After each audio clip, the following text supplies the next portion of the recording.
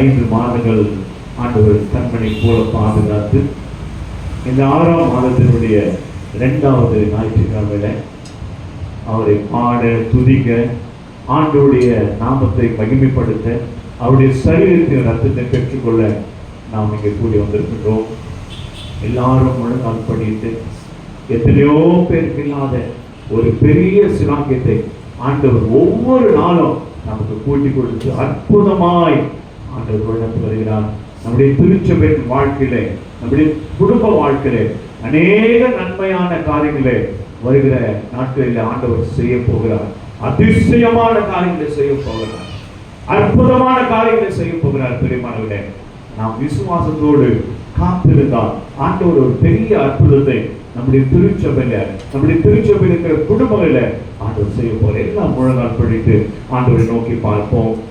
எங்களை அதிகமாக நேசித்து வண்ணத்தில நல்ல தகப்பனே, அருமையான இந்த பரிசுத்தமான இந்த ஓய்வு நாளுக்காக மக்கள் நன்றி செலுத்துகிறோம், துதிக்கிறோம், சோதனைக்கிறோம். ஆண்டவரே, இதோ எத்தனையோ பேருக்கு இல்லாத ஒரு பெரிய சிலாக்கியத்தை எங்களுக்கு கூட்டி கொடுத்த ஆண்டவரே, ஒவ்வொரு வாரமும் நாங்கள் திருச்சபையாய் இணைந்து ஆண்டவரே உன் நாமத்தை மகிமைப்படுத்தும்படியாய், உம்மை புகழ்ந்து பாடும்படியாய், உம்மை ஸ்தோத்தரிக்கும்படியாய், உமக்கு நன்றி செலுத்தும்படியாய் ஒவ்வொரு வாரமும் எங்களுக்கு அற்புதமாய் அதிசயமாய் நீங்க வழிநடத்தி வருகிற கிருபைக்காய் கொடாப்படி ஸ்தோத்தரிக்கிறோம், நன்றி செலுத்துறோம் ஆண்டவரே. இந்த பரிசுத்தமான ஓய்வு நாளுக்காக உமக்கு நன்றி செலுத்துறோம் ஆண்டவரே. ஏசப்பா, இந்த நாளிலே நடக்க போற ஆராதனைக்காக உமக்கு நன்றி செலுத்துறோம். ஒவ்வொரு பகுதியும் உம்முடைய கரத்தில் அர்ப்பணிக்க ஆண்டவரே. நாங்கள் ஏறெடுக்கிற ஒவ்வொரு ஜெபம் ஆண்டவரே உம்முடைய சன்னிதானத்தில் வந்து எட்டட்டுமே அதற்கான பதிலை நீங்க கொடுக்க போறீங்க. அதுக்காக ஸ்தோத்திரிக்கிறோம். நன்றி தகப்பனே, நன்றி தகப்பனே.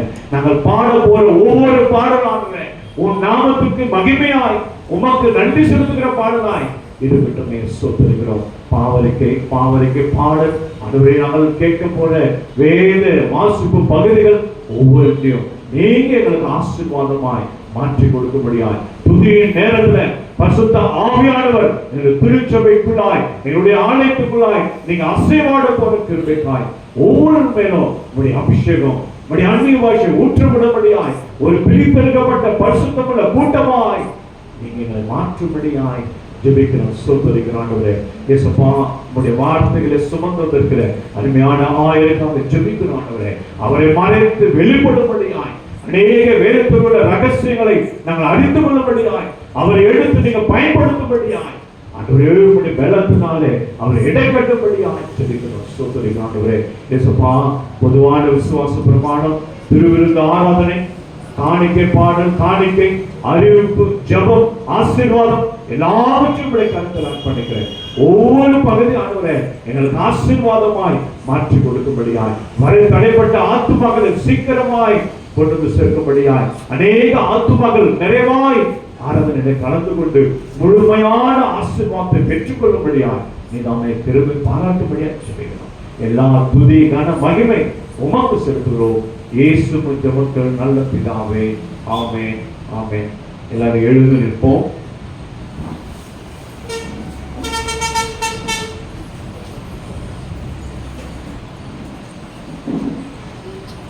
நாம் கடவுளை தொழுவோம்.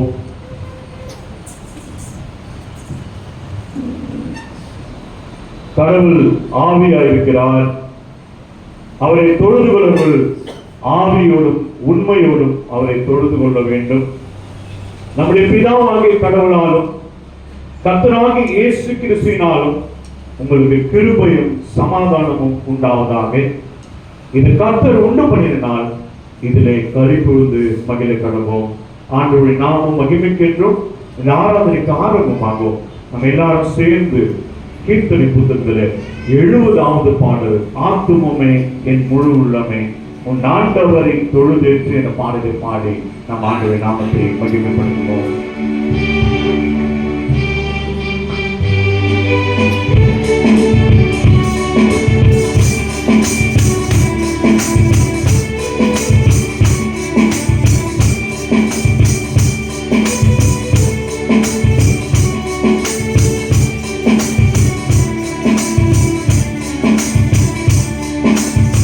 ஆத்துமமே என் முழு உள்ளமே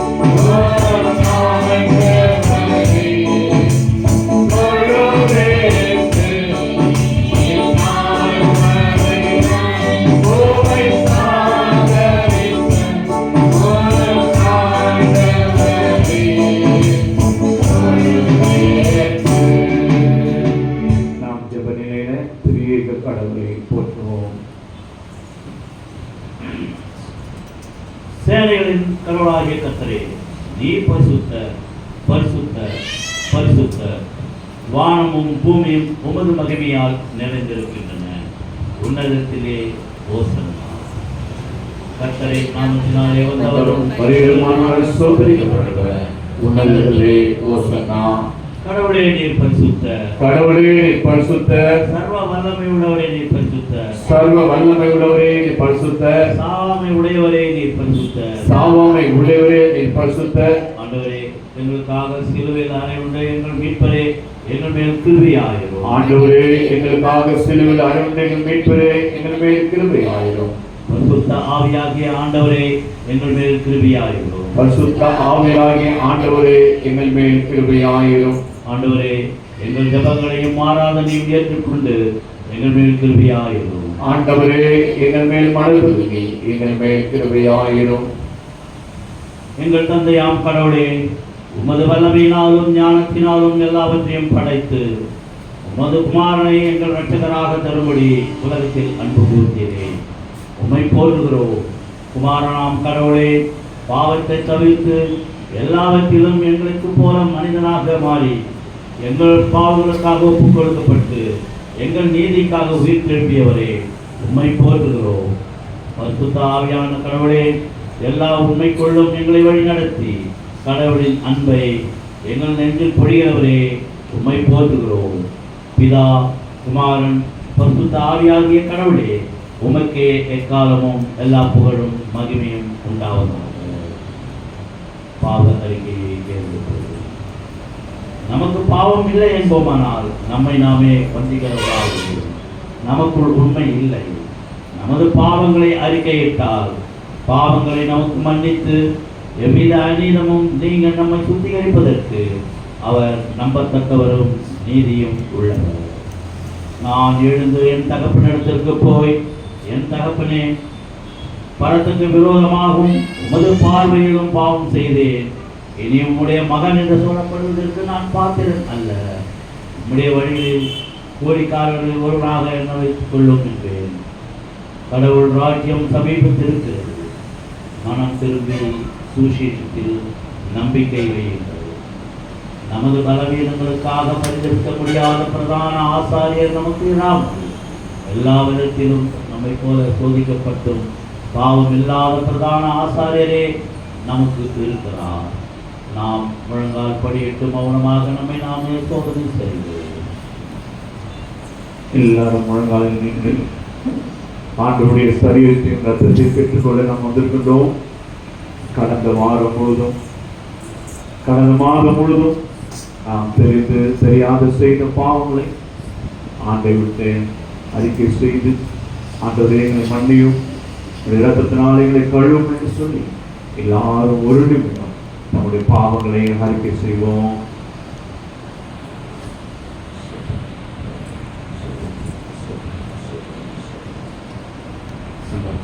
தெரியாத செய்த பாவங்களை மன்னியும். உங்களுக்கு பிரியமில்லாத காரியங்கள் ஏதாவது செய்து நீங்க எங்களை தயவாய் மன்னித்து என்னுடைய பரிசுத்தப்படுத்த உச்ச தலைமுறை உள்ள காவல் உடைய இரத்தத்தினாலே எங்களை கழுவி நீர் எங்களை பரிசுத்தப்படுத்த ஆராதிக்க, துதிக்க, பாட உடைய சரீரத்தில் ரத்தத்தை பெற்றுக்கொள்ள நாங்கள் வந்திருக்கிறோம். சுவாமி, நீர் பரிசுத்தமுள்ள தேவனா இருக்கிறபடியா எங்களை பரிசுத்தப்படுத்த ஆண்டவரே, எங்களை ஆயத்தப்படுத்த ஆண்டவரே. கீர்த்தனை புத்தகத்திலே 142வது பாடல், இரங்கும் இரங்கும் கருணை வாரி இயேசுராஜனே என்ற பாடலை அமைதியான முறையில் பாடி நாம் பாவரிக்கு ஏறெடுப்போம். இரங்கும் இரங்கும் கருணை வாரி இயேசுராஜனே, பாவநாசனே சனே, பாவநாசனே சனே, திறன் கொண்டாவி வாரன் கொண்டூய இருமை பாறையா, திறன் கொண்டாவி வாரன் கொண்டூய சிறுமை பாறையா, ஏழை வறுமை தீரையா, ஏழை வறுமை தீரையா, இறங்கும் இறங்கும் கருணை வாரி இயேசு ராஜனே, பாவநாசனே சனே, பாவநாசனே சனே, அடியேன் பாவ அடி விஷத்த ஆயந்து போகின்றேன், அடியேன் பாவ அடி விஷத்த ஆயந்து போகின்றேன், மிக பயந்து சாகின்றேன், மிக பயந்து சாகின்றேன், இறங்கும் இறங்கும் கருணை வாரி இயேசு ராஜனே, பாவநாசனே சனே, பாவநாசனே சனே, தீமையாற்றி வாய்மை செய்ய பெருகிலேனையா, தீமையாற்றி வாய்மை செய்ய பெருகிலேனையா,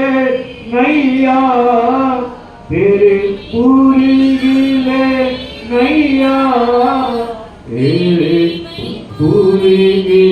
புரிகிலேனையா, இறங்கும் இறங்கும் கருணை வாரி இயேசு ராஜனே, பாவநாசனே சனே, பாவநாசனே சனே, பாவியேற்றும் கவி மந்தாட்டை பரிந்து கேளையா, பாவியேற்றும் கவி மந்தாட்டை பரிந்து கேளையா, தயை புரிந்து மீளையா, தயை புரிந்து மீளையா, இறங்கும் இறங்கும் கருணை வாரி இயேசு ராஜனே, பாவநாசனே சனே, பாவநாசனே சனே. பாவரிக்கு சொல்லும்போது பின்வாங்க சொல்லுவோம். பரமபிதாவே, உமக்கு விரோதமாகவும் எங்கள் அயலாருக்கு விரோதமாகவும் பாவம் செய்து அறிக்கின்றோம். ஒளியில் நடவாமல் இருளில் நடந்து வந்தோம். கிறிஸ்துவின் நாமத்தை சொல்லியும் தீமை விட்டு விலகவில்லை. எங்களுக்கு இறங்க வேண்டும் என்று உம்மிடம் மன்றாடுகிறோம். இயேசு கிறிஸ்து நிமித்தம் எங்கள் பாவங்கள் எல்லாவற்றையும் மன்னியும். உமது பரிசுத்த ஆவினாலே எங்களை சுத்திகரித்து எங்கள் மனசாட்சியை உயிர்ப்பித்தல்லும். உம்முடைய பரிசுத்த நாமத்துக்கு மகிமை உண்டாகும்படி நாங்கள் இனி புது ஜீவனுள்ளவராய் உமக்கு ஊழியம் செய்யத்தக்கதாக மற்றவர்களுக்கு மன்னிக்க எங்களுக்கு உதவி புரியும். ஆமென்.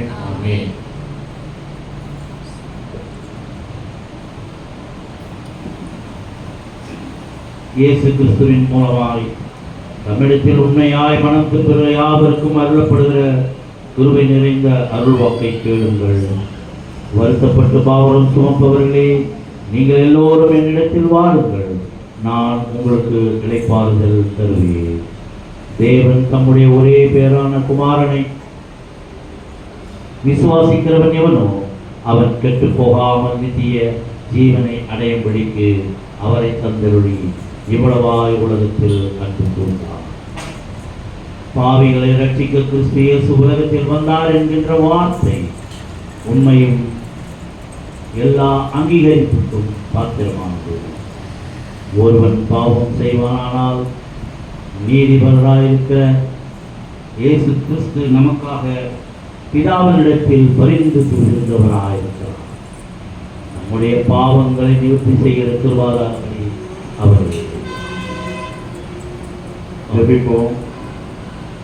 அன்பின் ஆண்டவரே, ஓய்வு நாளின் தகப்பனே, இந்த நாளுக்குரிய ஆசீர்வாதத்துக்காக உங்களுடைய சமூகத்திலே நாங்கள் வந்து நின்று கொண்டிருக்கிறோம் சுவாமி. கடந்த வாரம் முழுவதுமாக எங்களை ஆசீர்வதித்த ஆண்டவரே, எங்களுடைய வழிகளை தப்பி போகாதபடிக்கு செம்மையான வழிகளை வழி நடத்தியவரே, உங்களை ஸ்தோத்திரிக்கிறோம் சுவாமி. ஆண்டவரே, இந்த உலக பிரகாரமாக இந்த உலகத்திலே நாங்கள் வாழும் பொழுது ஆண்டவரே, வழி தப்பி அலையாதபடிக்கு ஒரு சிறு கூட்டமாக எங்களை பிரித்தெடுத்தவரே, உங்களை ஸ்தோத்திரிக்கிறோம் சுவாமி. ஆண்டவரே, சிறு பிள்ளைகள், பெரியவர்கள், வாலிபர்கள் எல்லோரும் ஆண்டவரே உம்மை நோக்கி நாங்கள் மன்றாடுகிறோம் சுவாமி. உம்முடைய சன்னிதானத்திலே நாங்கள் இருக்கும் பொழுது மன மகிழ்ச்சியாக இருப்பதை உணர்கிறோம் சுவாமி. உமது ஆவியானவரை கொண்டு எங்களை வழிநடத்துவதற்காக நன்றி படைக்கிறோம் சுவாமி. இந்த ஆராதனை முழுவதுமாக ஆண்டவரே உமது பிரசன்னம் எங்களோடு கூட இருக்கட்டும் சுவாமி. இந்த திருச்சபை மகிமையாக நிறைந்திருக்க நாங்கள் வேண்டுதல் செய்கிறோம் சுவாமி. ஒவ்வொருவரையும் தனிப்பட்டவர்களாக ஒவ்வொருவரும் பேர் பேராக ஆசீர்வதிக்க நாங்கள் வேண்டுகிறோம். அநேக தாபங்களோடும் ஆண்டவரே, கஷ்டங்கள் நஷ்டங்களோடும் ஆண்டவரே, எல்லாவற்றையும் உலக பாரங்களை நாங்கள் சுமந்தவர்களாக இங்கு வந்து கூடியிருக்கிறோம் சுவாமி. அவையெல்லாம் ஒன்றுமில்லை. வருத்தப்பட்டு பாரம் சுமப்பவர்களே, நீங்கள் எல்லோரும் என்னிடத்தில் வந்தால் என்னுடைய நுகம் ஆண்டவரே மிகவும் லகுவாக இருக்கும் என்று சொல்லியிருக்கிறேன் சுவாமி. அந்த நுகத்தை சுமந்து நாங்கள் ஆண்டவரே என்னிடத்தில் வந்திருக்கிறோம் சுவாமி. எங்களுடைய எல்லா பாவங்களையும் மன்னித்து இந்த நேரத்திலே நாங்கள் உறுதி செய்கிறோம் சுவாமி. அதாவது தெரிந்தோ தெரியாமலோ செய்கின்ற அனைத்து பாவங்களையும் மன்னிக்கும் தேவனாக பரிசுத்த ஆவிக்கு விரோதமாக எந்த பாவம் நாங்கள் செய்யாதபடிக்கு சோதனைக்கு பிரவேசிக்க பண்ணாமல் எங்களை தீமையிலிருந்து ரட்சித்துக் கொண்டு நாங்கள் விடுதல் செய்கிறோம். சிறு பிள்ளைகளை நீர் ஆசீர்வதிக்கிறது பொருத்தமான ஆசீர்வாதத்தை பற்றாமலே நம்முடைய ஆவியிலே அவர்கள் வளர நிற்க பேசுகிறது. இந்த நாளிலே வாலிபர்களுக்காக நாங்கள் ஜெபிக்கிறோம். வழி தப்பி அலைந்து போகின்ற வாலிப மக்களை ஆண்டவரே ஒன்று சூழ்த்து ஆண்டவரே உமது சன்னிதானத்துக்கு உமது பாதையிலே ஆண்டவரை சிலுவின் பாதையிலே நாங்கள் வழிநடத்த ஆண்டவரை சுத்தம் கொண்டிருக்கிறோம். என்னுடைய ஊழியத்திலே ஆண்டவரை நீர் தாங்க நாங்கள் வேண்டுதல் செய்கிறோம். நாங்கள் எடுக்கின்ற முயற்சியிலே ஆண்டவரை உமது பிரசன்னங்களோடு கூட இருக்கிறோம். கர்த்தாவே, பாவங்களை கழுவி பரிசுத்தப்படுத்தி ஆண்டவரை உம்முடைய சன்னிதானத்திலே உம்முடைய வசனத்தை பேசவும், உம்மை துதிக்கவும், உம்மை பாடி புகழவும் ஆண்டவரே உம்முடைய வார்த்தையை நாங்கள் கேட்கவும் எங்களை தகுதிப்படுத்த நாங்கள் வேண்டுகிறோம். முற்றிலுமாக எங்களை தாழ்த்துகிறோம். துதி கன மகிமை அனைத்தும் மட்டும் செலுத்துகிறோம். மீட்பது இயேசுவின் மூலமாக கிறிஸ்துவின் ஜீவனுடன் நல்ல பிதாவே. ஆமென். நம்ம எல்லாரும் எழுந்து நிற்போம். இப்பொழுது வேதத்திலிருந்து ஒரு சில பகுதிகளை நாம் வாசிக்க கேட்க போகிறோம். முதலாவது வேத பகுதி ஆதியாகமம் 29ஆம் அதிகாரம் 1 to 23. ஆதியாகமம் 39ஆம் அதிகாரம் வசனங்கள் 1 to 23. எபிரேயர் 12ஆம் அதிகாரம், சங்கீதம் 17, ரோமான் 1ஆம் அதிகாரம். அதை வாசிக்கும் முன்பாக எல்லாரும் வேத புத்தகத்தை உயர்த்தி ஆண்டவருடைய பாடலை பாடி ஆண்டவருடைய நாமத்தை மகிமைப்படுத்துவோம். வேத புஸ்தகமே, வேத புஸ்தகமே, வேத புஸ்தகமே, விலை பெற்ற செல்வம் நீயே. வேத புஸ்தகமே, விலை பெற்ற செல்வம் நீயே. எனக்கு காட்டி நிலைமையை மாற்றி, எனக்கு காட்டி நிலைமையை மாற்றி, பொன்னுலகத்தை காட்டி போகும் வழி சொல்வாயே. பொன்னுலகத்தை காட்டி போகும் வழி சொல்வாயே.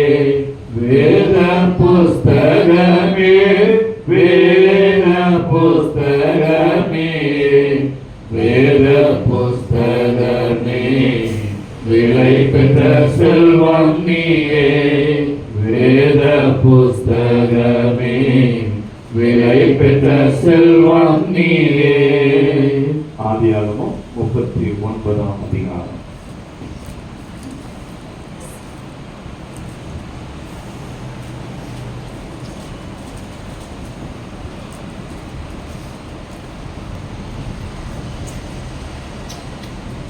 வாசிக்கும்படியாக தெரிந்து கொள்ளப்பட்ட முதலாம் வேத பாடம் ஆதியாகமம் 39ஆம் அதிகாரம் வசனங்கள் 1 முதல் 23 முடிய. ஆதியாகமம் 39ஆம் அதிகாரம் வசனங்கள் 1 முதல் 23 முடிய. யோசேப்பு எகிப்துக்கு கொண்டு போகப்பட்டான். பார்வோனுடைய பிரதானியும் தலையாரிகளுக்கு அதிபதியுமாகிய போத்திபார் என்னும் எகிப்து தேசத்தான் அவனை அவ்விடத்திற்கு கொண்டு வந்த இஸ்மவேலரிடத்தில் விலைக்கு வாங்கினான். கர்த்தர் யோசேப்போடு இருந்தார். அவன் காரிய சித்தி உள்ளவனானான். அவன் எகிப்தியனாகிய தன் எஜமானுடைய வீட்டிலே இருந்தான். கர்த்தர் அவனோட இருக்கிறார் என்றும் அவன் செய்கிற யாவையும் கர்த்தர் வாய்க்க பண்ணுகிறார் என்றும் அவன் எஜமான் கண்டு யோசேப்பின் இடத்தில் தயவு வைத்து அவனை தனக்கு ஊழியக்காரனும் தன் வீட்டு விசாரணைக்காரனுமாக்கி தனக்கு உண்டான யாவற்றையும் அவன் கையில் ஒப்புவித்தான். அவனை தன் வீட்டுக்கும் தனக்கு உண்டான எல்லாவற்றிற்கும் விசாரணை காரணமாக்கினது முதற்கொண்டு கர்த்தர் யோசேப்பை நினைத்தான். அந்த எகிப்தியன் வீட்டை ஆசீர்வதித்தார். வீட்டிலும் வெளியிலும் அவனுக்கு உண்டானவர்கள் எல்லாவற்றிலும் கர்த்தருடைய ஆசீர்வாதம் இருந்தது. ஆகையால் அவன் தனக்கு உண்டானதை எல்லாம் யோசேப்பின் கையிலே ஒப்பு கொடுத்துவிட்டு தான் புசிக்கிற போஜனம் தவிர தன்னிடத்தில் இருந்த மற்றொன்றை குறித்தும் விசாரியாதிருந்தான். யோசேப்பு அழகான ரூபமும் சௌந்தரிய முகமும் உள்ளவனாய் இருந்தான். சில நாள் சென்ற பின்பு அவனுடைய எஜமானின் மனைவி யோசேப்பின் மேல் கண் போட்டு என்னோட சைனி என்றாள். அவனோ தன் எஜமானுடைய மனைவியின் சொல்லுக்கு இணங்காமல் அவளை நோக்கி, இதோ வீட்டிலே என்னிடத்தில் இருக்கிறவைகளில் யாதொன்றை குறித்தும் என் ஆண்டவன் விசாரியாமல் தமக்கு உண்டான எல்லாவற்றையும் என் கையில் ஒப்புவித்திருக்கிறார். இந்த வீட்டிலே என்னிலும் பெரியவன் இல்லை. நீ அவருடைய மனைவியாய் இருக்கிறபடியால் உன்னை தவிர வேறொன்றையும் அவர் எனக்கு விலைக்கு வைக்கவில்லை. இப்படி இருக்க நான் இத்தனை பெரிய பொருளாவுக்கு உடன்பட்டு தேவனுக்கு விரோதமாய் பாவம் செய்வது எப்படி என்றான். அவள் நித்தம் யோசேப்போடு இப்படி பேசிக்கொண்டு வந்தோம். அவன் அவளுடனே சயனிக்கவும் அவளுடனே இருக்கவும் சம்மதிக்கவில்லை. இப்படி இருக்கும்போது ஒரு நாள் அவன் தன் வேலையை செய்கிறதுக்கு வீட்டுக்குள் போனான். வீட்டு மனிதரில் ஒருவரும் வீட்டில் இல்லை. அப்பொழுது அவள் அவனுடைய வஸ்திரத்தை பற்றி பிடித்து என்னுடைய சயனி என்றாள். அவனோ தன் வஸ்திரத்தை அவள் கையிலே விட்டு வெளியே ஓடிப்போனான். அவன் தன் வஸ்திரத்தை அவள் கையிலே விட்டு வெளியே ஓடிப்போனதை அவள் கண்டபோது அவள் தன் வீட்டு மனிதரை கூப்பிட்டு, பாருங்கள், எதிரேய மனுஷன் நம்மிடத்தில் சரசம் பண்ணும்படிக்கு அவனை நமக்குள் கொண்டு வந்தார். அவன் என்னோட சயனிக்கும்படிக்கு என்னிடத்தில் வந்தான். நான் மிகுந்த சத்தமிட்டு கூப்பிட்டேன். நான் சத்தமிட்டு கூப்பிடுகிறதை அவன் கேட்டு தன் வஸ்திரத்தை என்னிடத்தில் விட்டு வெளியே ஓடிவிட்டான் என்று சொன்னாள். அவனுடைய எஜமான் வீட்டுக்கு வரும் அளவும் அவனுடைய வஸ்திரத்தை தன்னிடத்தில் வைத்திருந்து அவனை நோக்கி, நீர் நம்மிடத்தில் கொண்டு வந்த அந்த எதிரேய வேலைக்காரன் சரசம் பண்ணும்படிக்கு என்னிடத்தில் வந்தான். அப்பொழுது நான் சத்தமிட்டு கூப்பிட்டேன். அவன் தன் வஸ்திரத்தை என்னிடத்தில் விட்டு வெளியே ஓடிப்போனான் என்றாள். உம்முடைய வேலைக்காரன் எனக்கு இப்படி செய்தான் என்று தன் மனைவி தன்னோட சொன்ன வார்த்தைகளை அவனுடைய எஜமான் கேட்டபோது அவனுக்கு கோபம் வந்தது. யோசேப்பின் எஜமான் அவனை பிடித்து ராஜாவின் கட்டளையால் காவலில் வைக்கப்பட்டவர்களுக்கும் சிறைசாலையிலே அவனை ஒப்புவித்தான். அந்த சிறைசாலையில் அவன் இருந்தான்.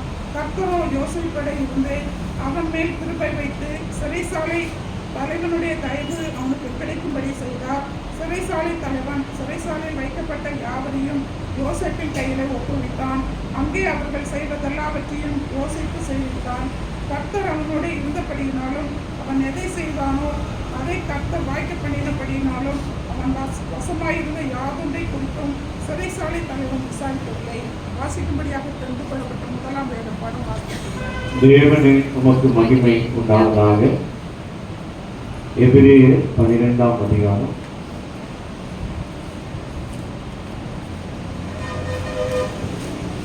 வாசிக்க தெரிந்து கொள்ளப்பட்ட 2ஆம் வேத பாடம் எபிரேயர் 12ஆம் அதிகாரம் வசனங்கள் 1 முதல் 11 முடிய. எபிரேயர் 12ஆம் அதிகாரம் வசனங்கள் 1 முதல் 11 முடிய. ஆகையால் மேகம் போன்ற இத்தனை திரளான சாட்சிகள் நம்மை சூழ்ந்து கொண்டிருக்க பாரமான யாவற்றையும் நம்மை சுற்றி நெருங்கி நிற்கிற பாவத்தையும் தள்ளிவிட்டு விசுவாசத்தை துவங்குகிறோரும் முடிக்கிறோருமாய் இருக்கிற இயேசுவை நோக்கி நமக்கு நியமித்திருக்கிற ஓட்டத்தில் பொறுமையோடு ஓட கடவோம். அவர் நமக்கு முன் வைத்திருக்கிற சந்தோஷத்தின் பொருட்டு அவமானத்தை எண்ணாமல் சிலுவையை சகித்து தேவனுடைய சிங்காசனத்தின் வலது பாரசத்தில் வீற்றிருக்கிறார். ஆகையால் நீங்கள் இளைப்புள்ளவர்களாய் உங்கள் ஆத்துமாக்களில் சோர்ந்து போகாதபடிக்கு தமக்கு விரோதமாய் பாவிகளால் செய்யப்பட்ட இவ்விதமான விபரீதங்களை சகித்து அவரையே நினைத்து கொள்ளுங்கள். பாவத்திற்கு விரோதமாய் போராடுகிறதில் இரத்தம் சிந்தப்பட்டத்தக்கதாக நீங்கள் இன்னும் எதிர்த்து நிற்கவில்லையே. அன்றியும் என் மகனே, கர்த்தருடைய சிட்சையை அற்பமாக எண்ணாதே. அவரால் கடிந்து கொள்ளப்படும் போது சோர்ந்து போகாதே. கர்த்தர் என்னிடத்தில் அன்பு கூறுகிறாரோ அவனை அவர் சிட்சித்து தாம் சேர்த்து கொள்கிற எந்த மகனையும் தண்டிக்கிறார் என்று பிள்ளைகளுக்கு சொல்லுகிறது போல உங்களுக்கு சொல்லி இருக்கிற புத்தியை மறந்தீர்கள். நீங்கள் சிட்சையை சந்திக்கிறவர்களாய் இருந்தால் தேவன் உங்களை புத்திரராக எண்ணி நடத்துகிறார். தகப்பன் சிட்சியாத புத்திரர் உண்டோ? எல்லாருக்கும் கிடைக்கும் சிட்சையை உங்களுக்கு கிடையாது இருந்தால் நீங்கள் புத்திரராய் இராமல் வேசி பிள்ளைகளாய் இருப்பீர்களே. அன்றியும் நம்முடைய சரீரத்தின் தகப்பன்மார்கள் நம்மை சிற்றிக்கும் போது அவர்களுக்கு நாம் அஞ்சி நடந்திருக்க நாம் பிழைக்கத்தக்கதாக ஆவிகளின் பிதாவுக்கு வெகு அதிகமாய் அடங்கி நடக்க வேண்டும் அல்லவா?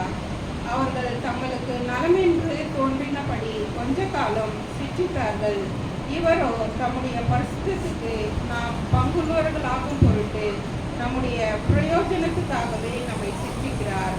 எந்த சிற்றையும் தற்காலத்தில் சந்தோஷமாய் காணாமல் துக்கமாய் காணும்.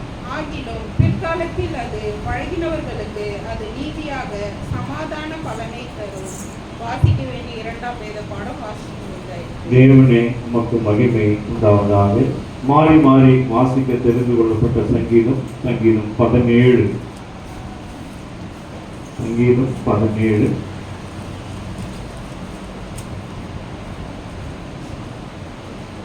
மாறி மாறி வாசிக்க தெரிந்து கொள்ளப்பட்ட சங்கீதம் 17ஆம் அதிகாரம் வசனங்கள் 1 துவங்கி கடைசி வரை மாறி மாறி வாசிக்க கேட்போம். சங்கீதம் 17. கர்த்தாவே, நியாயத்தை கேட்டருளும், என் கூப்பிடுதலை கவனியும். கபடமில்லாத உதடுகளில் நின்று பிறக்கும் என் விண்ணப்பத்திற்கு செவிகொடும்.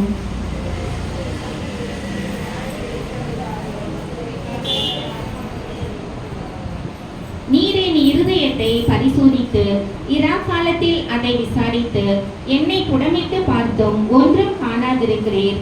என் வாய் மீறாத படிக்கு தீர்மானம் பண்ணினேன். மனுஷனின் செய்களை குறித்து நான் உன்னுடைய உதவிகளின் பாட்டினாலே என்னுடைய மாற்றிக்கொள்கிறேன். என் காலடிகள் வழுவாத படிக்கு என் நடைகளை உமது வழிகளில் ஸ்திரப்படுத்தும். தேவனே, நான் உம்மை நோக்கி எதிர்வேன், எனக்கு செவி கொடுத்தீர். எனக்கு உங்கள் செவியை சாய்த்து என் வார்த்தைகளை கேட்டார்களும். உம்மை நம்புகிறவர்களை அவர்களுக்கு விரோதமாய் எழும்புகிறவர்களில் நின்று உமது வலது கரத்தினால் தப்புவித்து ரட்சிக்கிறவரே, உம்முடைய அதிசயமான கிருபையை விளங்க பண்ணும். என்னை ஒடுக்குகிற துர்மார்க்கருக்கும் என்னை சூழ்ந்து கொள்ளுகிற என் பிராண பகைஞருக்கும் மறைவாக உம்முடைய சேட்டைகளின் நிழலிலே என்னை காப்பாற்றும்.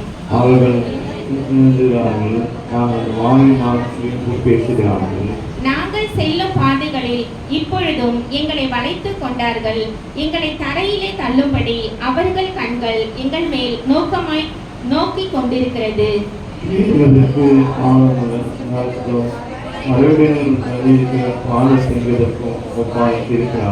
கர்த்தாவே, நீர் எழுந்திருந்து அவனுக்கு எதிரிட்டு அவனை மடங்கடியும். கர்த்தாவே, என் ஆத்துமாவை துர்மார்க்கருடைய கைக்கு உம்முடைய பட்டயத்தினால் தப்புவியும். மனுஷனுடைய கைகளுக்கு என்மையான பாவத்திற்கிறோம், மக்களின் கைகளுக்கும் ஒரு கரத்தினால் என்னை தப்புவியும். அவர்கள் வயத்தை நான் நிரப்புகிறேன். அவர்கள் திருப்தி அடைந்து தங்களுக்கு மீதியான பொருட்களை தங்கள் குழந்தைகளுக்கு வைக்கிறார். சேர்ந்து வாசிப்போம். நானோ நீதியில் உம்முடைய முகத்தை தரிசிப்பேன். நான் இருக்கும்போது உமது சாயலாம் திருப்தியாவே. மாறி மாறி வாசிக்க வேண்டிய வேதப்பாடம் வாசித்தாயிற்று. பிதாவுக்கும் குமாரனுக்கும் பசுத்தாவிக்கும் மகிமை உண்டாவதாக. ஆதியிலும் இப்பொழுதும் எப்பொழுதும் சதா காலங்களில் மகிமை உண்டாவதாக. 4ஆம் வேதபாடமாக யோவான் எழுதின சுவிசேஷம் 1ஆம் அதிகாரம் வசனங்கள் 43 முதல் 51 வரை. யோவான் 1ஆம் அதிகாரம் வசனங்கள் 43 முதல் 51 வரை. மறுநாளிலே இயேசு கலிலேயாவுக்கு போக மனதாயிருந்து பிலிப்புவை கண்டு, நீ எனக்கு பின் சென்று வா என்றார். பிலிப் என்பவன் அந்திரேயா பேதுரு என்பவர்களுடைய ஊராகிய பெத்சாயிதா பட்டணத்தான். பிலிப்பு நாத்தான் வேலை கண்டு, நியாய பிரமாணத்திலே மோசையும் தீர்க்கதரிசிகளும் எழுதியிருக்கிறவரை கண்டோம், அவர் யோசேப்பின் குமாரனும் நாசரேத்தும் ஆகிய இயேசுவே என்றார். அதற்கு நாத்தான்வேல், நாசரேத்திலிருந்து யாரோடு நன்மை உண்டாக கூடுமா என்றான். அதற்கு பிலிப்பு, வந்து பார் என்றான். இயேசு நாத்தான்வேலை தம்மிடத்தில் வர கண்டு அவனை குறித்து, இதோ கபடற்ற உத்தம இஸ்ரவேலன் என்றான். அதற்கு நாத்தான்வேல், நீர் என்னை எப்படி அறிவீர் என்றான். இயேசு அவனை நோக்கி, பிலிப்பு, உன்னை அழைக்கிறதற்கு முன்னே நீ அத்திமரத்தின் கீழ் இருக்கும் போது உன்னை கண்டேன் என்றார். அதற்கு நாத்தான்வேல், ரபி, நீ தேவனுடைய குமாரன், நீ இஸ்ரவேலின் ராஜா என்றார். இயேசு அவனுக்கு பிரதித்திரமாக, அத்திமரத்தின் கீழே உன்னை கண்டேன் என்று நான் உனக்கு சொன்னதினாலேயா விசுவாசிக்கிறாய்? இதிலும் பெரிதானவர்களை காண்பாய் என்றார். பின்னும் அவர் அவனை நோக்கி, வானம் திறந்திருக்கிறதையும் தேவதூதர்கள் மனுஷகுமாரனிடத்திலிருந்து ஏறுகிறதையும் இறங்குகிறதையும் நீங்கள் இது முதல் காண்பீர்கள் என்று மெய்யாகவே மெய்யாகவே உங்களுக்கு சொல்கிறேன் என்றார். வாசிக்க வேண்டிய 4ஆம் வேதபாடம் வாசிக்கின்றோம். கிறிஸ்துவே உமக்கு மகிமை உண்டாவதாக. நாம் அனுதினமோ மாலை தேடுமே உயர்வன் கையில் பலிமன்னா. அனுதினமோ மாலை தேடுமே உம் வசனம் தியானிக்கையில் இதயமதில் ஆறுதலே உம் வசனம் தியானிக்கையில் இதயமதில் ஆறுதலே தாரிருள் நடக்கையிலே தீபமாக வழி நடத்தும் தாரிருள் நடக்கையிலே தீபமாக வழி நடத்தும்.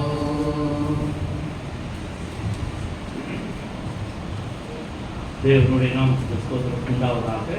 நம் கண்களை மூடி ஆண்டவருடைய பிரசன்னத்தில் உணர்வோம். என் கண்மலையும் மீட்பருமாகிய கர்த்தாவே,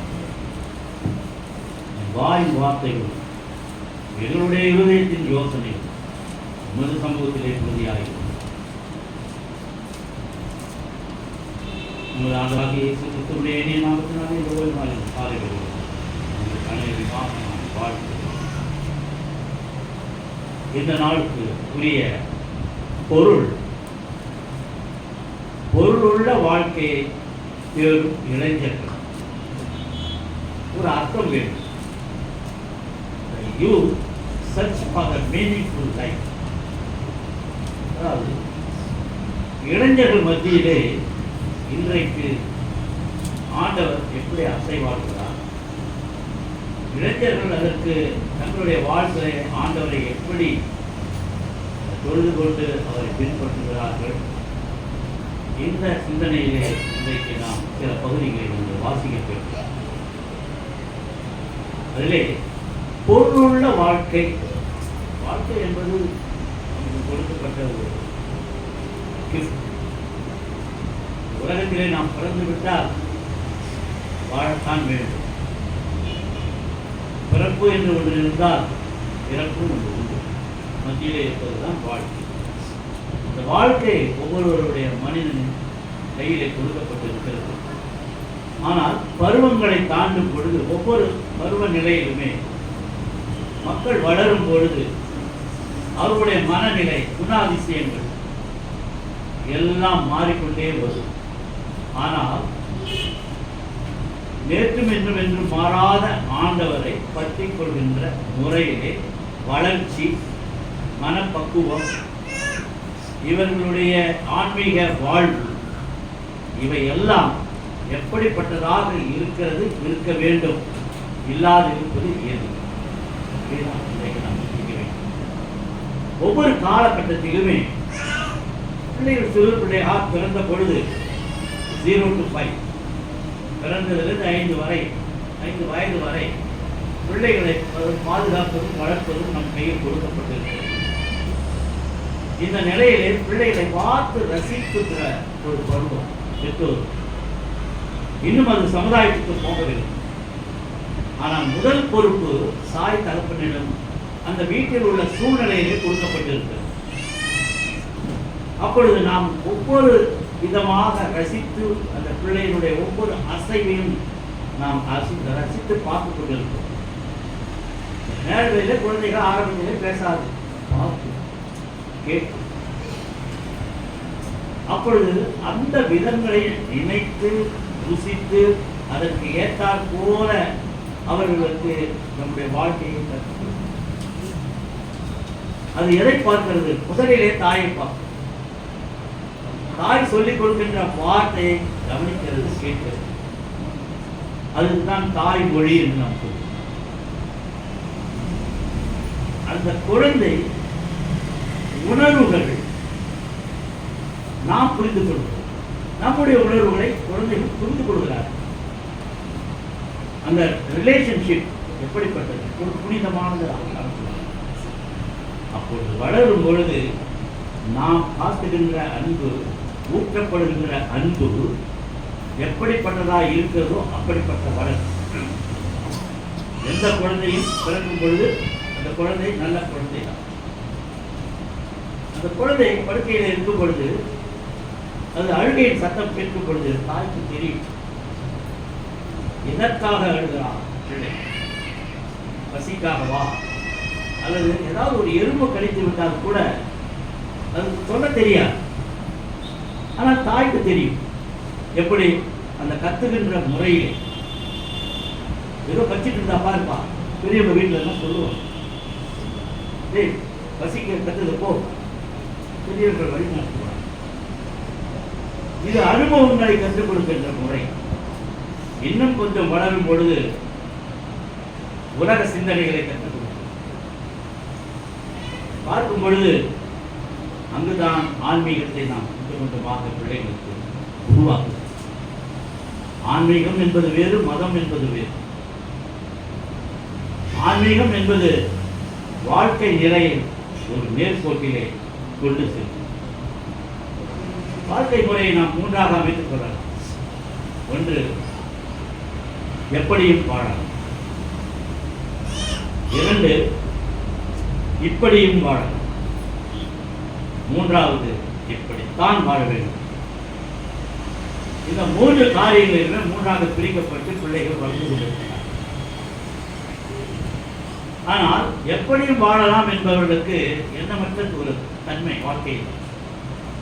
அவர்கள் மிருகத்தன்மாக வாழ்கின்றார். செல்கின்ற இடம் தெரியாது, பார்ப்போன போக்கிலே போகிறார். செம்மைப்படுத்துவது, சரியான பாதையிலே வழி நடத்துவது பெரியவர்களாகத்தான் இருக்க வேண்டும். அதற்கு அவர்களுடைய ஒழுங்குமுறையும் தேவை. ஆனால் இப்படியும் வாழலாம் என்பது அவன் கற்றுக்கொள்கின்ற முறை. 4 பேரை சமுதாயத்திலே பார்க்கலாம். சமுதாயத்தில் பார்க்கும் பொழுது அவன் அப்படி இருக்கிறாரா, நாம் ஏன் இப்படி இருக்கக்கூடாது சிந்திக்கிறான். ஓ, இப்படியும் வாழலாமா? ஆனால் பெற்றோர்கள் கிறிஸ்தவர்களாக இருக்கிறபடியா நமக்கு கொடுக்கப்பட்ட பொறுப்பு சமுதாய பொறுப்பு மட்டுமல்ல, வீட்டிலே குடும்ப பொறுப்பையும் நாம் தாங்கிக் கொண்டிருக்கிறோம். அப்படியானால் நமக்கு கொடுக்கப்பட்ட பிள்ளைகள் இப்படித்தான் வாழ வேண்டும் என்று நாம் பிள்ளைகள் வளர்கிறார். இப்பொழுது நான் வருகிறேன். இளைஞர் பருவம், வாலிப பருவம். இந்த பருவத்திலே எல்லோரும் கடந்து வந்திருக்கிறோம், கடக்க போகிறார். வாலிப பிரயாணத்திலே அவர்கள் மனம் போன போக்கிலே போக முடியும். காரணம், அவனுக்கு கொடுக்கப்பட்டிருக்கிற ஆத்மா சுதந்திரம் உடையது, சிந்திக்க வல்லது, செயல்படுத்த முடியும். இவையெல்லாம் இருந்த போதிலும் அவன் சரியான பாதையிலே சிந்திக்கின்றானா, செயல்படுகிறானா, சொல்லுகின்றானா என்பதை கண்காணிக்கின்ற பொறுப்பு நமக்கு. வாலிப பிரயாணத்திலே நாம் கடந்து வரும் பொழுது சந்தோஷம், சமாதானம் இருந்து எதை பற்றி நாம் கவலைப்படவில்லை. குடும்பத்திலே பசியாக இருந்தால் அம்மா சோறு போட்டு இதெல்லாம் காசு கொடுத்தா வெளியே போய் சுற்றிவாங்க. நண்பர்கள் இருக்கிறார், அவர்களோடு சேர்ந்து விளையாடுவோம், சந்தோஷமாக இருக்கிறார். மனப்போன போக்கு, படிக்கின்ற பருவம், தெரிந்து கொள்கின்ற பருவம், வழி தடுமாறி போகின்ற ஒரு பருவம், இதையெல்லாம் வாலிப. ஆனால் இந்த பருவத்திலே அவர் சரிப்படுத்தப்பட்டார், வாழ்க்கை. ஆனால் சரிப்படுத்த முடியாத நிலையிலே தான் நாம் போய்கொண்டிருக்கிறோம். பெற்றோர்களுக்கு பயம். டீனேஜை கடப்பதற்கு பிள்ளைகள் இருக்கும் பொழுது மனநிலை தடுமாறும். எந்த மனநிலையில் இருக்கிறார்கள் என்று நாமும் கண்டுபிடிக்க முடியும். வீட்டிலே இருக்கும் பொழுது அவருடைய ஒழுங்கு வேறு, அவன் சமுதாயத்திலே போகும் பொழுது அவனுடைய நிலை வேறு. இதை முன்னுரையாக நான் சொல்கிறேன். காரணம், வாலிப பிரயாணத்திலே சிருஷ்டிகளை நினைக்க வேண்டும். அந்த பொறுப்பு அவன் நினைக்கவில்லை என்றால் நினைப்பூட்டும் வகையிலே பெற்றோர் இருக்க வேண்டும். இங்கே ஆதியாகமத்திலே நமக்கு கொடுக்கப்பட்ட 39ஆம் அதிகாரத்திலே ஒரு வாலிபனை பற்றி நமக்கு யார்? அவன் தான் யோசேப்பு. யோசேப்பு யார்? யோசிக்க வேண்டும். யோசேப்பு முற்பிதாக்களிலே வந்தவர் ஒருவர். நாம் முற்பிதாக்கள் என்று சொல்லப்படுபவர்கள் ஆபிரகாம், ஈசாக்கு, யாக்கோபு. ஆபிரகாமுக்கு 2 பிள்ளைகள். நிறைய இருக்கிறாங்க, நமக்கு 2 மட்டும் சொல்லுங்க. ஒன்று மாமிசத்தின் பிள்ளையாக இஸ்மவேல் இருக்கிறார். வாக்குத்தத்தத்தின் பிள்ளையாக ஈசா. இப்போ இவர்களுக்கு ஈசாக்கு பிறகு யாக்கோபு வருகிறான். யாக்கோபு ஏசா, அவன் உலக பிரகாரமாக மாறி வருகிறான். வாக்குத்தத்தத்தின் பிள்ளையாக யாக்கோபு. இங்கே கோத்திரங்கள் உருவாகும். கோத்திரங்கள் உருவாவதற்கு முதல் மனைவியாகிய லேயாள் மூலமாக கொடுக்கப்பட்ட பிள்ளைகள் 6. அவளுடைய பணியாற்றல் மூலமாக வருகின்ற பிள்ளைகள் 4. யோசேப்பு ராகேலின் பிள்ளை 11. இந்த 11வது பிள்ளையாகிய யோசேப்பு வளர்கின்ற போது அவன் படுகின்ற பாடு கொஞ்சம் நன்றி. அவன் கடவுளால் ஆசீர்வதிக்கப்பட்டவன். இன்றைக்கும் நாம் எல்லோரும் ஆசீர்வதிக்கப்பட்டவர்களாக காணப்படுவோம். அதிகமான சோதனைகள் அதுவும் கூடவே வரும். யோசித்து பாருங்கள், அவன் சொப்பனக்காரன் என்று பெயர். பல கனவுகளை காண்கின்றவன் அது நடக்கும். ஆனால் அவனுடைய வாலிப வயதிலே அவன் படுகின்ற பாடுகள் சொந்த சகோதரர்களால் வெறுக்கப்படுகிறான். அவனை கொலை செய்யவும் முற்படுகிறார். ஒரு குழியிலே அவனை போட்டு விடுகிறார். அடிமையாக எடுத்துக் கொள்ளப்பட்டு விற்கப்பட்டான். அந்நிய தேசத்திலே கொண்டு ஆனால் அந்நிய தேசத்திலே அங்கு நிம்மதியாக இருக்கிறான் என்றால் இல்லை. அங்கு பெரிய சோதனை வாலிப பருவத்திலே வருகிறது. அந்த அரசனின் மனைவி ஒரு பெரிய ஒரு பழியை கொடுத்தார். தப்பிக்க முடியாது, ஏனென்றால் சிறை சேதம் செய்து விடுவார். அரசனுடைய மனைவி மேலே கையை வைத்தால் அவன் சும்மா விடுவார்களா? ஆனாலும் சிறையில் மட்டும் இருந்தார். சிறை வாழ்க்கை அவனுக்கு பெரிய அனுபவத்தை தந்தது. அங்கிருந்தும் கர்த்தர் அவனோடு கூட இருந்தபடியால் அவன் இன்னும் அநேக பேரை ஆசீர்வதிக்கிறார். இதுதான் இந்த பகுதி ஆதியாகமத்திலே கொடுக்கப்பட்ட ஒரு பகுதி நாம் வாசிப்போம். யோசேப்பு தன்னுடைய வாலிப நாட்களில் சிருஷ்டிகளை நினைத்தபடியால், அவரை பற்றி கொண்டிருந்தபடியால், ஆண்டவர் மீது அவன் வைத்திருந்த அன்பு அவனை வழிநடத்தி, ஆண்டவரும் அவன் மீது அனுகிரகம். இன்றைய இளைஞர்கள் யோசேப்பை போல இருக்கிறார்களா?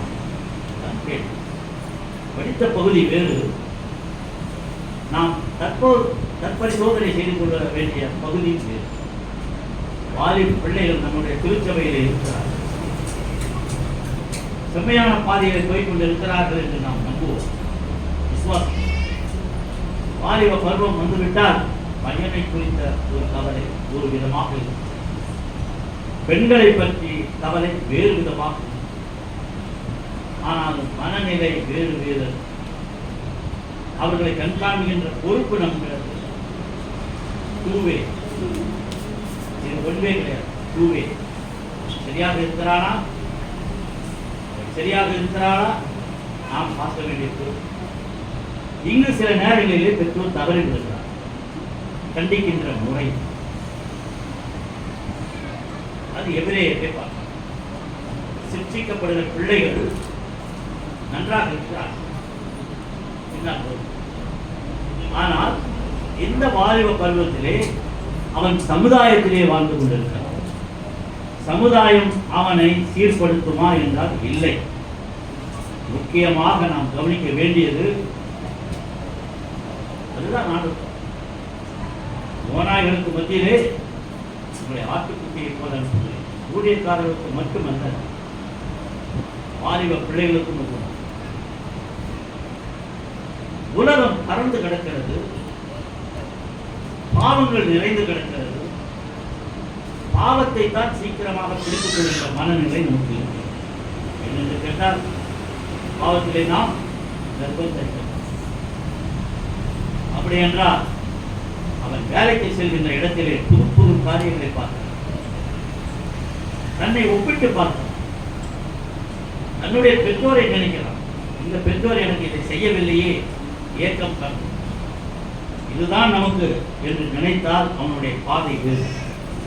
இது எனக்கு இல்லையே, நாம் தேடிக்கொள்வோம் என்று நினைத்தால் அந்த பாதை வேறு.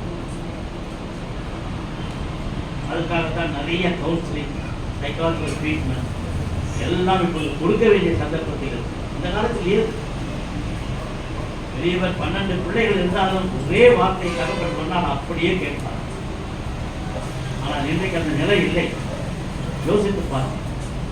நான் என்னுடைய தகவலிடத்தில் நான் வளர்ந்த முறையிலே என்னுடைய பிள்ளையை நான் வளர்த்தேனா என்றால் முயற்சி செய்ய முடியவில்லை. காரணம், நான் வாழ்ந்த போது என் பெற்றோரிடத்திலே நான் ஏக்கமாக காண்பித்த காரியத்தில் எனக்கு எதெல்லாம் கிடைக்கவில்லையோ அந்த ஏக்கமெல்லாம் நான் வளர்ந்த போது அந்த ஏக்கங்கள்லாம் என் பிள்ளைக்கு இருக்கும் என்று சொல்லி அதை நிறைவேற்ற வேண்டும் என்று என்னுடைய தாகத்தை பிள்ளைகளுக்கு நான் கொடுத்தேன். வழி தப்பி போகிறார். கண்டிப்பு மிகவும் நல்லது. ஆனால் வழி தப்பாதபடிக்கு நாம் கொண்டு செல்வோமானால் அதிகமாக கண்டித்தால் அது உடைந்து இப்பொழுது மனநிலை பற்றென்று முடிவெடுத்துக் கொள்கிறார்கள் பிள்ளைகள். அதற்கு மிகவும் பயமாக இருக்கிறது. அதற்காக விட்டு கொடுத்து போகும் பொழுது அவர்கள் தப்பி போகிறார். வாலிப பிரயாணம் அப்படிப்பட்டது. அதற்காகத்தான் சொல்கிறார், வாலிப பிரயாணத்தில் உங்கள் சிருஷ்டிகளை நினைக்க வேண்டும். ஏனென்றால் நம்மால் முடியாத காரியம் தேவனால் கூடும். அவர் ஒருவர் தான் நம்முடைய பிள்ளைகளை வளர்த்தார். சரியான முறை கிறிஸ்துவுக்குள் வாழும் எனக்கு எப்பொழுதும் வெற்றி உண்டு. அதுதான் கிறிஸ்தவ வாழ்க்கை. நாம் சொன்னமே 3வது முறை, இப்படித்தான் வாழ வேண்டும் என்பது கிறிஸ்தவ முறை. அவனை சரியான பாதையிலே நீங்கள் தள்ளிவிட்டால் அவன் நேராக அந்த பாதையிலே போய்விடுவான். வாலிப பிள்ளைகள் மனநிலை மாறுவது இயல்பு. அந்த மனநிலை மாறாமல் பார்த்துக் கொள்வது பெற்றோர்களுடைய பொறுப்பு. ஒரு பிள்ளையை மிகவும் அதிகமாக குறை சொல்லிக் கொண்டே இருக்காது, திட்டாது, கண்டி. ஆனால் அவன் கண்டிக்கும் பொழுது அவனுடைய முகத்தை பார்த்தீர்கள், முகநாடி வேறுபடும் பொழுது நீங்கள் உங்களை பார்த்தீர்கள். டக்கென்று உங்களுடைய அன்பை காட்ட வேண்டும். இல்லை என்றால் அவன் மீறி விடுவான். எப்படி தாலாட்டி வளர்த்தேனே, நவம் கடந்து பெற்றேனே சொன்னால் கூட யோசனை. தாயை அடிக்கின்ற பிள்ளைகளை பார்த்து காது கமலை கட்டுவதற்காக காதையை கடிக்கின்ற பிள்ளைகள் எத்தனையோ உண்டு. அப்படிப்பட்ட நிலையெல்லாம் நம்முடைய பிள்ளைகள் இல்லை. சிறுமை பாராட்டப்படும். காரணம், திருச்சபைக்கு வருவது, பிள்ளைகளுக்கு அந்த சண்டே ஸ்கூல் முதல் வாலிப பிள்ளைகள் வார்த்தைகளை சொல்லுவது, இவர்களை பக்குவப்படுத்துகின்றது திருச்சபையாக. எனவே அந்த காலத்திலே யோசேப்பு எப்படி வளர்த்திருக்கிறார்? கஷ்டத்தின் மத்தியிலே அண்ணன்மார்களுடைய கோபத்திற்கு ஆளான பாசமற்ற நிலையிலே வளர்ந்த நிலையிலும் ஆண்டவரை கற்பித்தார். தாவீதும் அப்படி. தாவீது கூட மிகவும் கஷ்டப்பட்டார். ஆனால் பிள்ளைகளுடைய நிலை நமக்கு மிகவும் முக்கியமாக. அதற்காகத்தான் முதலிலே நான் சொன்னபோது குறிக்கோளை நோக்கி சோர்வின்றி பயணம் செய்ய வேண்டும். குறிக்கோளை நோக்கி பயணம் செய்ய வேண்டும். இதுதான் முதலில் பார்க்க வேண்டும். என்ன குறிக்கோள் உனக்கு இருக்கிறது? அதுதான் யோசேப்பினுடைய குறிக்கோள். அவனுக்கு பதவி கிடைத்த பொழுது எல்லாவற்றையும் அரவணைத்தான். செம்மையான பாதையை மக்களுக்கு காட்டினார்.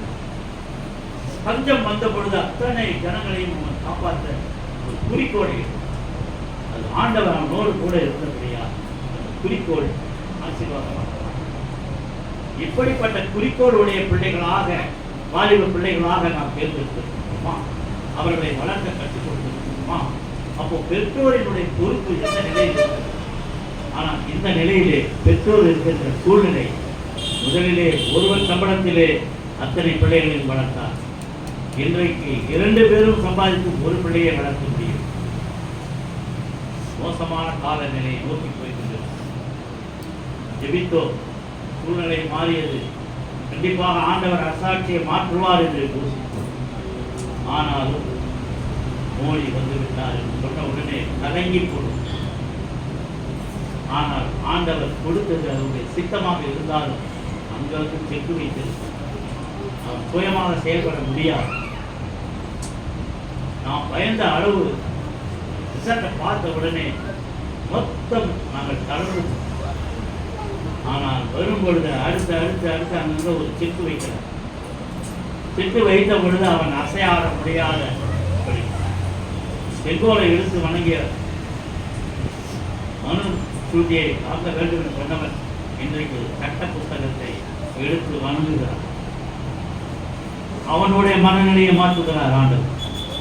சுயமாக அவன் செயல்படுத்த முடியாது. நம் மீது கையை வைக்க முடியாது. அதை தொடுகிறவன் ஆண்டவருடைய கண்ணின் மணிகளை. இதுதான் இன்றைக்கு எல்லா மக்களும் விழிப்புணர்வோடு எழுந்து விட்டார். இந்த இடத்திலே தான் நாங்கள் இந்த கோயிலை கட்டுவோம் என்ற இடத்திலே தோற்றுகிறோம். அதுதான் ஆண்டவர் ராஜாக்களை தள்ளி எடுத்து இந்த நிலை மாறும். இன்னும் 1 மாதத்திலே பல காரியங்களை நாம் கேட்போம். அவர்கள் தங்களுடைய நிலையை யோசித்து போவார்களே ஒழிய நம் மீது கையை நீக்க முடியாதபடிக்கு ஆண்டவர் எல்லாவற்றையும் அடைத்து எப்படி எனக்கு வாழ்க்கை இல்லையா இருந்த போது நான் ஏன் உன்னை அழிக்க முடியும்? அந்த நிலையை கொண்டு காத்திருந்தோம். ஆனால் நாம் வீணாக நம்முடைய சிந்தனைகளை விலகப்பட்டாரமாக சிந்திக்காமல் ஆண்டவர் காட்டிய வழியிலேயே அதே ஜபத்திலே அதே குறிக்கோளோடு அந்த பயணத்தை செய்வோம். குறிக்கோளை நோக்கிய சோர்வின்றி பயணம் செய்வோம். சுதந்திரப்படும் எடுப்பதிலே சுதந்திரப்படும். என்னடா ஆண்டவர் ஜெபம் பண்ணோம் இப்படி மாற்றி போட்ட இல்லையே, இது ஜெபம். வாழ்க்கை முறையை மாற்று. உனக்கு செய்ய வேண்டிய காரியங்கள் ஆண்டவர் திட்டமிட்டு வைத்திருப்பார். எல்லாவற்றுமாக அதை மாற்று. இரண்டாவதாக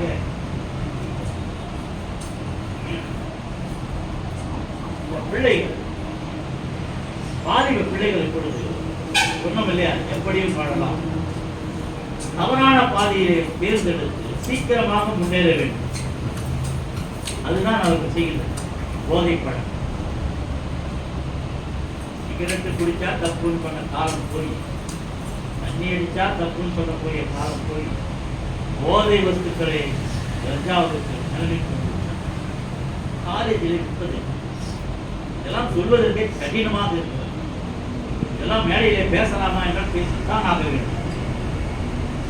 பள்ளி பருவத்திலே காலேஜில் கொடுத்தார்கள். பள்ளி 12லே பிள்ளைகளுடைய பசங்களுடைய பேக்லேயே இருந்தது சின்ன சின்ன பொருள். ஒரு ஹெட்மாஸ்டரே ஒரு பையன் அடிக்கிறான் என்று சொன்னால் இதெல்லாம் பேப்பரில் படிக்கும்போது மிகவும் கஷ்டமாக எப்படியும் வாழலாம் என்ற தலைமுடி வெட்டுவதில் கூட அவர்கள் தங்களுடைய சுதந்திரத்தை தேவைப்படும். ஒரு மனிதன் நாங்கள்லாம் ஒரு இன்றைக்கு போகும்போது 17 வயசு ஒரு இன்றைக்கு போகும்போது முதல்ல நகத்தை வெட்டணும். அந்த நகத்தையை பார்க்க போகிறான் என்று இப்போ சொல்லுவோம்.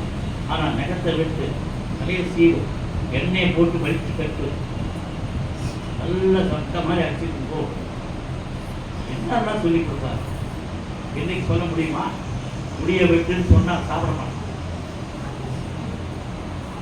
அவன் சாப்பிட வைக்கணுமே. அது நம்ம வீக்னஸ் தெரியும் பிள்ளைங்களுக்கு. ஏன்னா சாப்பிடுறது சாப்பிடுறது சாப்பிடுறது வீட்டு ஊட்டிட்டு நான் சாப்பிட மாட்டேன் போ. அப்போல்லாம் நம்ம சாப்பிட மாட்டோம். போனாக்கா உன் வயிறு காய்ச்சா நானே சென்ற வாடா அப்படின்னு ஆட்டோமேட்டிக்காக பயந்துட்டு போய் கொடுக்குற கஞ்சி குடிச்சிட்டு போ. இன்னைக்கு சாப்பிட மாட்டேன் போ. ஆனால் அவன் ஆர்டர் பண்ணி பர்கர் பாஸ்ட் கூட சாப்பிட. பிள்ளைகளுடைய நிலை வேறு. கண்டிக்க முடியவில்லை. முடிவெட்டுவதிலே கூட நமக்கு பெற்றோருக்கு சுதந்திரம் கிடையாது. தங்களுடைய மனநிலையை அவர்கள் மாற்றிக்கொண்டு போகின்ற வாழ்க்கை நிலை மாற தொடங்குகிறது. வாலிபத்தில் அங்கு செறிவுபடுத்தப்பட்டால் ஆண்டவர் உன்னை விட மாட்டார். நீ முன் குறிக்கப்பட்டவனாக இருப்பார். உன்னை தொட்டு விடுவார். ஆனால் அவர் கூப்பிடாம நீயே போயிட்டீங்கன்னா அன்பா அரவணைச்சு இல்லைன்னா அடிச்சு கூப்பிடுவார். ஆனால் விடமாட்டார். வாலிப பிள்ளைகளே, ஆண்டவரை நீங்கள் விட்டுவிடக்கூடாது. அவர் தரம் நீங்கள் பிடிக்க வேண்டும். அவர் உங்கள் தலைமுறை அவர் பிடிப்பார். இதுதான் இன்றைய சிந்தனைக்கு நாம் கூட்டு குடும்பம் கூடி வாழ்ந்தால் கோடி நன்மை. எல்லோருமே இப்பொழுதெல்லாம் புதியதாக இருக்கிறது. காரணம், பெற்றோரோடு வாழ்வது என்னவென்றால் அவர்கள் பிள்ளைகள் தடுமாறும் பொழுது அவர்கள் வழி சொல்லி கொடுப்பார். கல்யாணம் ஆன உடனே அவங்க பெரியவங்களாக நினைச்சுக்கிறாங்க. எல்லாம் எனக்கு தெரியும், வாழ தெரியுன்ற மாதிரி போறாங்க. நாங்கள் இன்னும் சின்ன பிள்ளைங்களாக தான் பார்க்கணும். கற்றுக் கொடுப்பது அவர்களுக்கு பிடிக்காது. ஆலோசனை சொல்வது பிடிக்காது. எதுவுமே சொல்லக்கூடாது. நாங்களே வாழ்ந்துக்கணும். என்னடாக்கா 8 மணி வரைக்கும் நான் தூங்கணும் கேட்கக்கூடாது. 5 மணிக்கு 10 பொம்பளை பிள்ளை தூங்கினாங்கன்னா அந்த காலத்தில் அடிப்பாங்க. எழுத்து மூஞ்சில் தண்ணி ஊற்றி எழுப்பி வாசலை பெருக்கு போன போடு. இன்னைக்கு 8 மணிக்கு முன்னாடி எழுப்பவே முடியல. 10 தான் சார். என்ன பிள்ளைகள், பெண் பிள்ளைகள் மிகவும் கடினமாக சொல்வது வேலை. ஆனால் சொல்லித்தான் நான் அம்மாவை மிரட்டுவது பெண் பிள்ளை. இன்னும் சும்மா கட்டிக்கிட்டே எத்தனை இன்னும் மனசு இருக்கு. அம்மா கத்தர சொல்லித்தரா, அம்மா சொல்லித்தர கற்றுக் கொடுக்குறான். ஆனால் நீ பேசுகிற வார்த்தை ஏன் கத்தர? ஏன் காரணம்? அப்பாவுக்கு செல்வம். அவள் அப்படிதான் கட்டியிருக்காப்பா. அந்த கத்தாரது வார்த்தை அங்கிருந்து வரவா. வாலிப பிள்ளைகளே, எச்சரிக்கையாக உங்கள் வாழ்க்கை உங்கள் கையில் தான் இருக்கிறது. தவறு இல்லை. யோசேப்பு தன் கையிலே வாழ்க்கை இருந்த பொழுது அவனை செம்மையாக பயன்படுத்தி புதிய ஏற்பாட்டிலே பார்க்க வேண்டும் என்று சொன்னார். இறை அரசை குறித்த ஒரு வாசனை, fragrance of the kingdom of the Lord. இறை அரசு என்பது ஒரு வாசனை, அதை உணரத்தான் முடியும். கர்த்தர் நல்லவர் என்பதை ருசித்து பார்க்க வேண்டும். பிராக்னன்ஸ், டேஸ்ட் த லார்ட். பிள்ளைகளுக்கு டேஸ்ட் பண்றது விதம் வேற ஆயிடுச்சு. ஸ்கூலுக்கு இந்த மாங்காயை குடிச்சுப்பார், கருவாடை குடிச்சுப்பார், அது டேஸ்ட் வேற. அப்போ நேற்று வச்ச மீன் குழம்பு இன்னைக்கு நல்லா இருக்கும், இன்னைக்கு அப்படி இல்லை. நேரம் ஆர்டர் பண்ணா டொமேட்டோவா ஏதோ ஒரு துபாக்கும் வீட்டுக்கு வந்து சேர்ந்து பண்ணிட்டமா நீ என்னடி பண்ண வருவார் எதுவும் சொல்லக்கூடாது. ஒரு 100 ரூபாய் இருந்தா 3 நாள் ஓட்டுவோம். ஒரே ஒரு ஸ்டாண்ட் வச்சுக்கிட்டு அப்புறம் ஆமாவா சாமி எவ்வளோ டேஸ்ட் பண்ணியிருக்காரு, கர்த்தர் நல்லவர் என்பதை ருசித்து பார்த்து. இவையெல்லாம் உலக மாற்றங்கள். டெக்னாலஜி வளர வளர உங்களுடைய மனநிலை மாறுகிறது. அதுக்கு நான் தவறு சொல்லவில்லை. என்ன இருந்தாலும் நான் வாலிப குறையாட்டு நான் என்ன செய்ய வேண்டும்? சிருஷ்டிகளை நினைக்க வேண்டும். அதுதான் திருச்சபை செய்கின்ற உங்கள் ஒழுங்குமுறை வாழ்க்கை. இறை அரசை எப்படி ருசி பார்க்க வேண்டும்? அதுதான் நீங்க ஒரு காரியத்தை பார்க்கணும். யோவான் 1:43 51 வரை நாம் வாசிக்கும் பொழுது என்ன பார்க்கிறோம்? யாரை குறித்த ஒரு வசனத்தை பார்க்கிறோம்? யோவான் 1 வாசிப்பு கேட்டமே. குட். இப்போ யோவான் எடுத்த உடனே யார் கிறிஸ்து என்பதை காட்டுகிறார் இல்லையா? நீ கிறிஸ்து யார் என்று, இயேசு யார் என்று கேட்டால் ஒரு முதலிலே பதில் கிடைக்கிறது. ஆதியிலே ஒரு வார்த்தை இருந்தது, அந்த வார்த்தை தேர்ந்தெடுத்திருந்தது, அந்த வார்த்தை தேவனாக போட்டு குழப்பி கிழப்பி கிறிஸ்து யார் என்று சொல்லணும். அது மாமிசத்திலே வந்த ஒரு மனிதனாக வந்தவர் இயேசு. ஆனால் அந்த இயேசுவை ருசி பார்க்கின்ற ஒரு விதம் இருக்கு.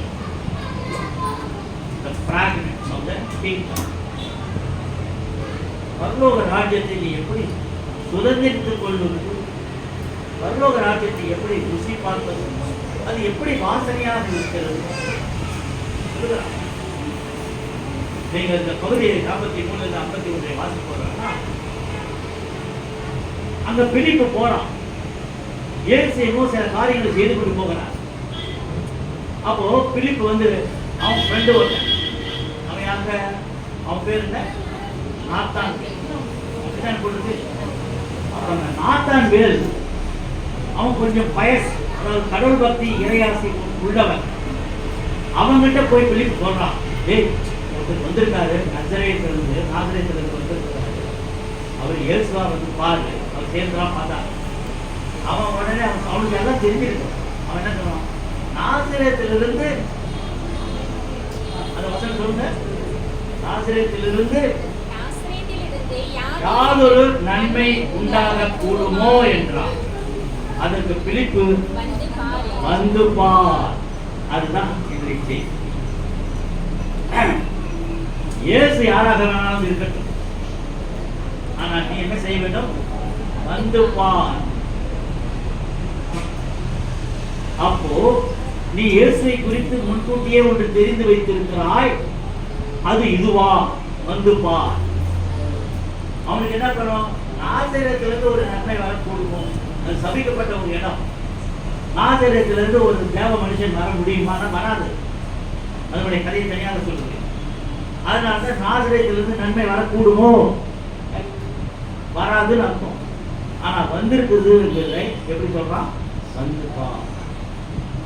நீ வந்து பார்க்க வேண்டியது, நீ வந்து ருசி பார்க்க வேண்டியது, நீ வந்து அந்த வாசனையை ருசி பார்க்க வேண்டும், நுகர வேண்டும் என்பது அங்கு வந்து பார்த்தால்தான். அப்போ நாத்தான் வேலு முன்கூட்டியே முன்குறிக்கப்பட்டவனாக இருக்கிறான். அவன் வந்து பார்க்கும் பொழுது முதலாவதாக அவன் இயேசுவை எப்படி அறிகிறான்? அவர் ஒன்று சொல்றார், நீ அத்தி மரத்தின் கீழே உன்னை கண்டேன் வசனத்தை பிடிக்க வேணாமா? இதுக்கு வரலையா நீங்க? ஒருவேளை அவங்க சிந்தனையில் அப்படியே வாலிப பருவத்தை நினைச்சீங்க உட்காந்துருக்கீங்களா? நீ வந்துப்பா, அப்போ அத்திமரத்தின் கீழே நான் உன்னை கண்டேன். இவர் இங்க இருக்கிறார், அவன் அங்க இருக்கிறது எப்படி தெரியும் அவருக்கு? இவன் வந்து பார்க்கணும். வந்து பார்த்த உடனே எதை அறிந்து கொள்கிறான்? அவர் என்னை அறிந்திருக்கிறார் என்பதை இவன் அறிந்து கொள்கிறான். ரைட்டா? வந்து பார்த்து இவன் அறிந்து கொள்ள வேண்டியவன், இவர் கூறிய காரியத்தினால் அவர் என்னை அறிந்து கொண்டார் என்று அவன் தெரிந்து கொண்டிருக்கிறார். இதுதான். அப்போ நீ இயேசு யார் என்று பார்க்க வந்து பார்ப்பானால் அவர் சொல்லுகின்ற காரியத்திலே நீ அவர் யார் என்பதை அறிந்து கொள்ள முடியும். இதுதான் என்னுடைய சிந்தனை. வந்து பார். அவனுடைய தன்னுடைய சொந்த வாழ்க்கையிலே ஆண்டவரை தெரிந்து கொள்ள வேண்டும். மற்றவங்களுடைய வாழ்க்கையின் மூலமாக சாட்சி சொல்கிறார்களே, அவர்கள் மூலமாக நாட்டும் அறிந்து கொள்ள வேண்டும். இல்லையா, திருச்சபையிலே ஊழியக்காரர்கள் சொல்கிறார்களா, அவர்கள் மூலமாக வேண்டும். இவ்வளவு பேரும் சொல்லியே நான் மனம் மாறலன்னாக்கா நீ வந்து பார்த்து பிரயோஜனமே கிடையாது. வந்து பார். வந்து பார்த்ததிலே அவர் கூறிய வார்த்தை அவனுக்கு அப்படியே மெஸ்மரைஸ் பண்ண மாதிரி, நான் அங்க இருப்பது உமக்கு எப்படி தெரியும்? அவருக்கு முன்னாடியே சொல்றேன், எல்லாம் தெரிந்தார். அந்த வசனம் சொல்லுங்க.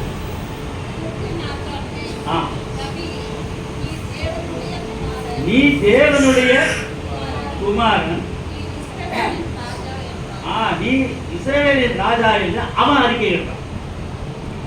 நீ யாருன்னு நான் சொன்ன உடனே அவன் போட்ட கணக்கெல்லாம் அதுதான் நீதானா, அந்த மாதிரி வேசையா நீதானா அப்படியே கணிப்போம். அந்த பகுதியை போய் வீட்டை தியானம் பண்ணுவீர்களானால் ஒவ்வொருவருக்கும் ஒவ்வொரு விதமான வெளிப்பாடு வரும். இன்றைக்கு எனக்கு ஒரு வெளிப்பாடு வந்தது என்றால், நீங்கள் வீட்டில் சென்று படிப்பீர்களானால் நான் வந்து பார்க்கிறேன் என்ற அர்த்தம். நீங்கள் பார்க்கும் பொழுது உங்களுக்கு கொடுக்கின்ற தரிசனம் பேராகும். ஏன் என்று கேட்டால், வந்து பார்ப்பது யார்? நீங்கள். நான் ஆண்டவரை நான் வந்து பார்க்கிறேன் சொன்னால் நாத்தான் பேர் அத்திமரத்தின் கீழே கண்டுபிடிக்கப்பட்டவர். நீ என்ன இருக்க? வேறு வீட்டின் அறையிலே, திருச்சபையின் வீட்டிலே நீ ஜெபம் பண்ணி கொண்டிருக்கிறார் என்பதை அவர் சொல்லுவார். இந்த லாஜிக் புரியுதா? வந்து பார்க்கும் பொழுது யார் எப்படி எந்த நிலையில் போய் பார்க்கிறீர்களோ அந்த நிலையில் அப்படியே அவர் உங்களுக்கு வழிகாட்டுவார். இதுதான். போய் பார்க்கின்றவர்கள் தான் ருசி பார்க்க முடியும். எப்படி இருந்தது அந்த கல்யாணத்துல சாப்பாடு? கல்யாணம் எப்படி இருந்துச்சுன்னு சொன்ன உடனே குடும்பம் அப்படி சொல்ல மாட்டேன், நல்ல சாப்பாடு போட்டாங்க. ஏன்? அந்த ருசி அங்கதான் இருந்துச்சு. ஏன்னா இவனுக்கு தேவையான ருசி தான். அவங்க குடும்பம் அப்படி எப்படி இருந்தாங்க, அவங்க வாழ போறாங்க. அது போட்ட சோறு நல்லா இருக்கா? எனக்கு ஒரே ஒரு பீஸ் தான் உள்ள, அதுவும் கொண்டாந்து மின்னல் கொண்டு வீட்டுக்கார கொண்டாந்து போடுறதுனால. இல்லைன்னா சாணா பர்த்டேக்கு அது கூட கிடைச்சிருக்கு. சாணா பர்த்டே கரெக்டாக சொல்லிட்டேன்னா நேர்ந்துச்சு பாரு. எனக்கு இன்னைக்கு சாணா அம்மா வந்துட்டாங்க, மின்னல் கொடி இருக்கு. வந்து பார். போய் பார்த்தேன், பிரம்மாண்டமா இருந்துச்சு. பேனர்லாம் ஆனும் பாலும் தனியாக உட்காந்துருந்தோம். அவ்வளோ பேர் இருக்கிறாங்க, நம்ம பார்த்துட்டு போய் பார்த்தோம். வந்து பார். போய் பார்த்தா நம்ம உட்காரத்துக்கே இடம் இல்லை. அதுக்கு முன்னாலே 2 பேர் உட்காந்துட்டு இருக்காங்க. அவங்க போய் முதல்ல பார்த்துட்டாங்க. ருசி பார்த்தது. ஆண்டவருடைய ராஜ்யம் ஃப்ராக்ரன்ஸ், வாசனை உள்ளது. இதிலே நாத்தான்வேல் கிடைத்த அனுபவம் உனக்கும் எனக்கும் வாலிபருக்கும் கிடைக்க வேண்டும். வாலிபனே, வாலிப பெண்ணே, இன்றைய தினத்திலே வந்தவர்கள் நீங்கள் ஆசீர்வதிக்கப்பட்டவர். வர தவறியவர்கள் இழந்து போகிறார்கள்.